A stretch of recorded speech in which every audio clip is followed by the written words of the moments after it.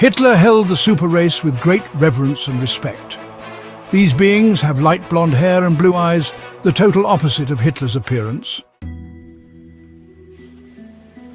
They are originally bred by gene transplant, or what is called embryo implantation. These beings from Aldebaran gave Hitler a lot of technology and flying saucers, which Hitler took out to Antarctica.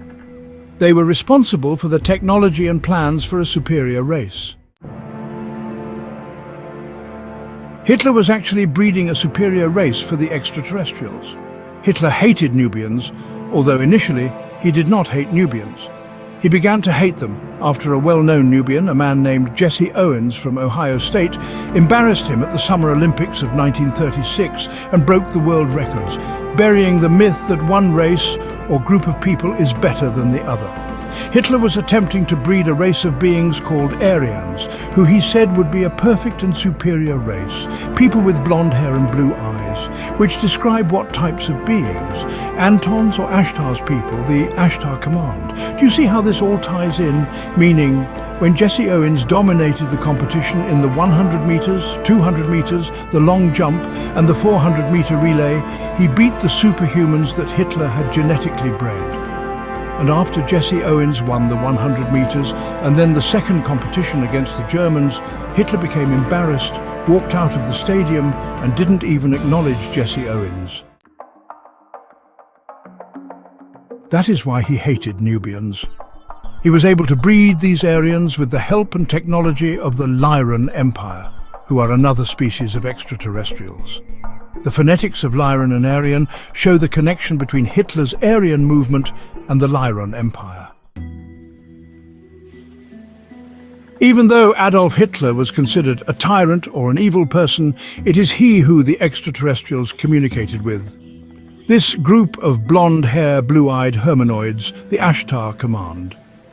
They're only here for their people, the blonde-hair, blue-eyed, and the red-headed people, just as we, the Anunnaki Elohim, are only here for our children, the children of the Anunnaki, the Melaninite children. See, every creature is born with the birthright to communicate interdimensionally with different beings. However, there are disagreeable beings here that are trying to block you from advancing, so you will not be able to communicate with other beings. The wars on the planet Earth are between the descendants of the black skin, straight-haired beings, or the Hindu demons that came to the planet Earth 56 billion years ago, and the descendants of these blonde-hair, blue-eyed and red-haired people. This is not inclusive of you, the woolly-haired beings bearing 9 ether children of the Anunnaki Elohim, the Melaninite children. Well, you would like to think that it does, you just keep getting in the middle of their war. If you just mind your business and stay out of the middle of it and stop living in their image and after their likeness, maybe, just maybe, you could break this evil hypnotic spell you've been placed under. The spell of spiritual ignorance and racial blindness. This is right knowledge.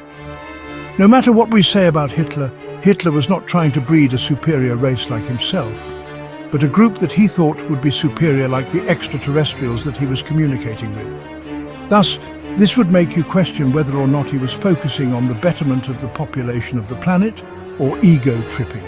Now think about it. Have you ever asked yourself why would Hitler want a blonde-hair, blue-eyed race of beings if he had dark hair and dark eyes? It must have been what he thought was the betterment of the population, because the race that he was breeding would have ruled out his existence. After having been exposed to all of this information in the 1930s, the swastika came to represent the evil associated with the Nazis as they gained control over Europe before and during World War II. Today, the swastika symbolizes the Ku Klux Klan, the skinheads, and satanic worship. After the Allies defeated Germany in 1945 AD, they banned the display of the swastika.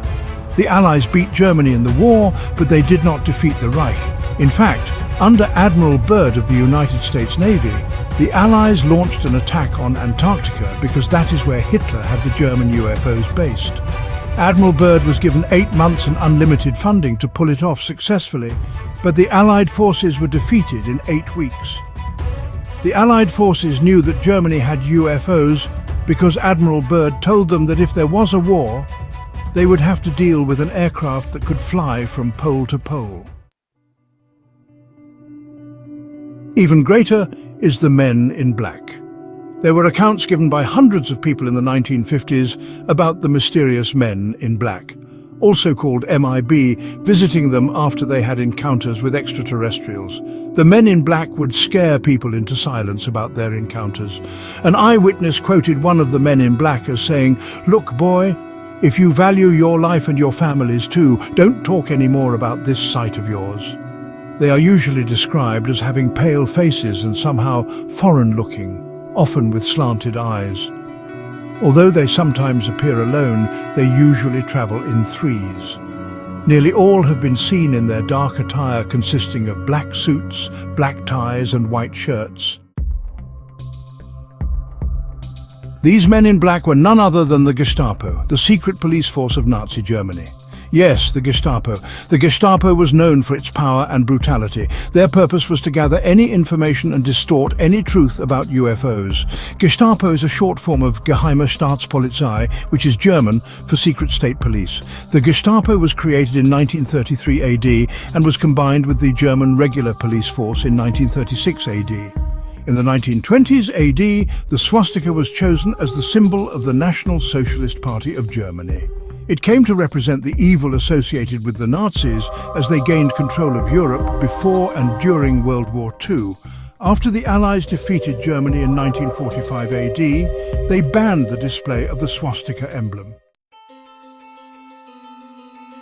Many tried to say that our symbol, the six-pointed Star of David, is one and the same as the swastika. The symbol that evolved out of the interlocking six-pointed star is not the same as the six-pointed Star of David. It did evolve from the six-pointed star, but don't for a moment think it is the same as the Star of David. The six-pointed star as a signet represents the two covenants made with the prophet Abraham's sons, the prophet Ishmael and Isaac. The upright triangle signifies the prophet Ishmael's covenant, and the downright triangle is from the prophet Isaac's covenant. So you have celestial upright and terrestrial downright, their symbol being the universe. The moon called Umar or Kamar, the sun and the bright morning star. They use the crescent moon and the pentagram, which is the five-pointed star. The original symbol of the seal of Solomon, the son of David, was the five-pointed star. Yet he wore his father's ring, which was the shield of David or the six-pointed star. The seal of Solomon was used to command and control disagreeable, malevolent beings or jinns. Question: is this six-pointed star the same as the star that the Jews use today? Answer: no. The six-pointed star represents many things, but never has it been given to the Jebusites, so-called pale Jews. The Jewish symbol later became the six-pointed interlocking star.